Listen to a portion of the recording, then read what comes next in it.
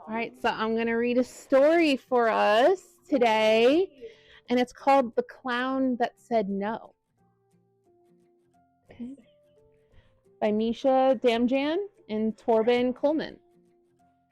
You can see some of the posters here. These are some of the animals in the circus. And do you guys think that's the clown that said no? I think so. We'll find out.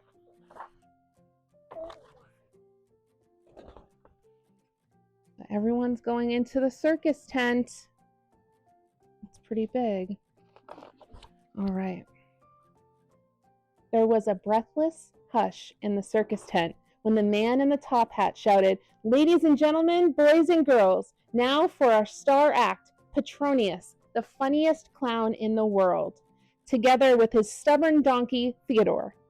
The circus band began to play. The audience clapped and cheered, but nothing happened. The clown didn't move, and neither did the donkey.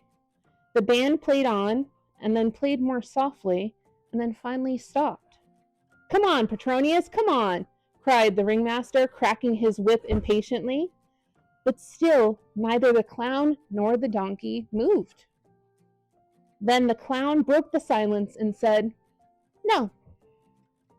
Theodore the donkey waggled his ears from left to right and right to left.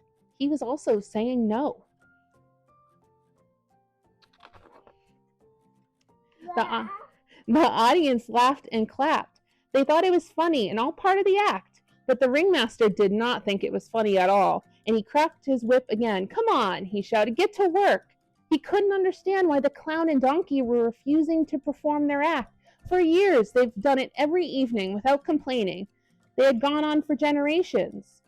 But now all Petronius did was look sadly at the ringmaster and once again say, "No."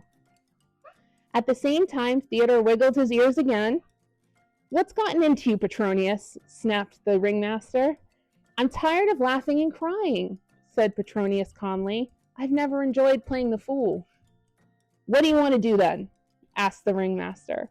"I want to tell stories," said Petronius quietly. The ringmaster swung around and yelled at the donkey, "And you? Do you want to tell stories too?" "No," replied the donkey. "I want to listen to Petronius." And with those words, the clown and the donkey turned and left the ring.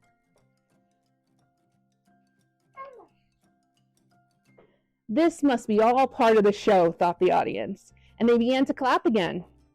Then the ringmaster announced the next act. "Ladies and gentlemen, boys and girls, here comes Ferdinand, the dancing pony."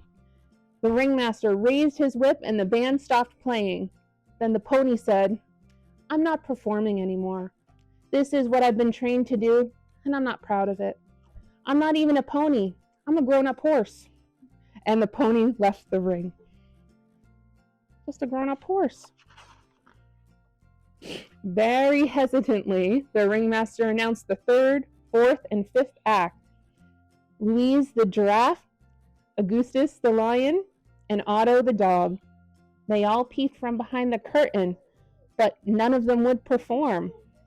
The giraffe didn't want to do any more tricks with her long neck, and the lion wanted to go back to Africa, and the dog was fed up with having to wear a bow tie around his neck. The ringmaster clutched his head and cried out in despair, "They are all gone on strike! This is a rebellion!"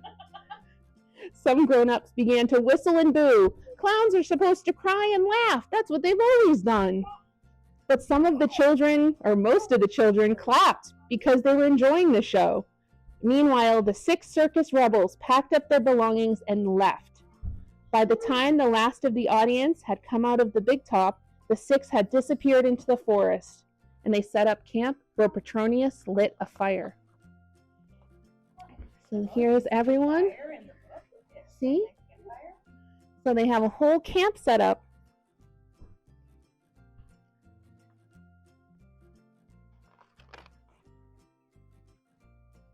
"Oh, we are free at last," said Petronius. "We'll have a lovely life now," said Theodore the donkey dreamily. "It'll be tough too," said Ferdinand the dancing pony less dreamily. "Great artists always have a hard time," said Louise the giraffe. especially if they want to be free and also to work. Why did you come with us then? Theodore asked Louise. Simple. I don't want to perform an act which I use my long neck for silly tricks, because my neck is not a trick. I didn't make it myself, Louise said, scratching behind her ears with her front leg. They all watched in astonishment. The contortionist giraffe, that would be a great act, said Petronius. Now it was Augustus the lion's turn to speak. I hope we'll keep going from town to town until we get to Africa. That's my home.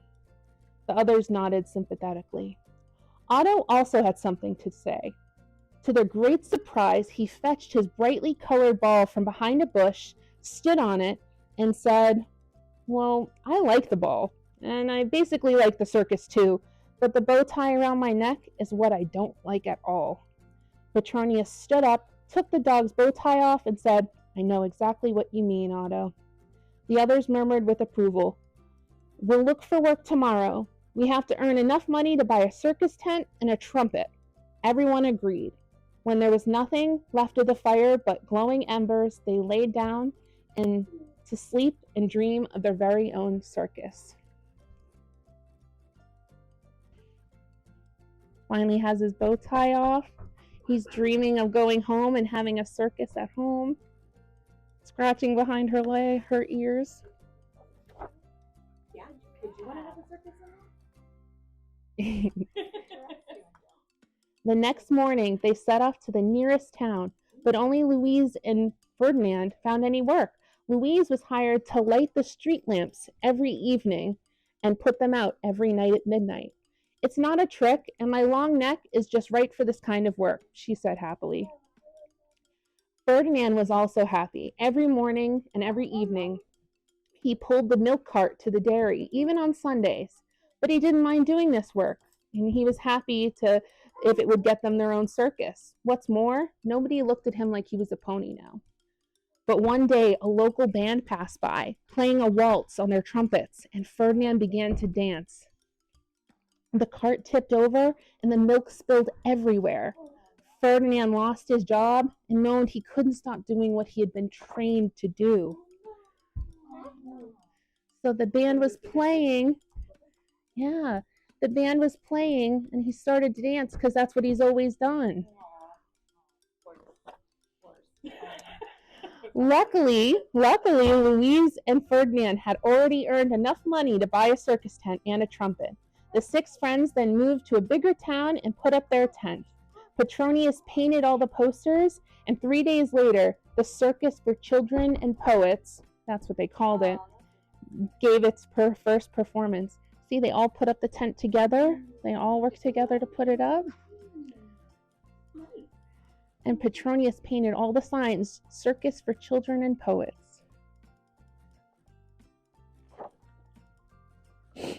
The performance began. Otto balanced on his colorful ball like he had done at the old circus, but now without a bow tie. Louise scratched herself behind the ears with her front leg. Petronius blew the trumpet and told stories. Theodore listened happily. Then Petronius played the waltz for Ferdinand, but this time Ferdinand forgot his training and didn't dance. He went to sleep instead. He said he had always dreamed of being allowed to sleep during a waltz. Suddenly, the warm-hearted Louise felt so relieved she started to cry. Petronius climbed up her long neck and dried her tears of joy with his handkerchief. The children loved the show. They clapped and laughed, and so did the grown-ups. They had never seen a circus like this before. The circus was really unique. She's wiping her tears, but she's crying because she's so happy. Some things feel so good and so much joy that you just cry about it.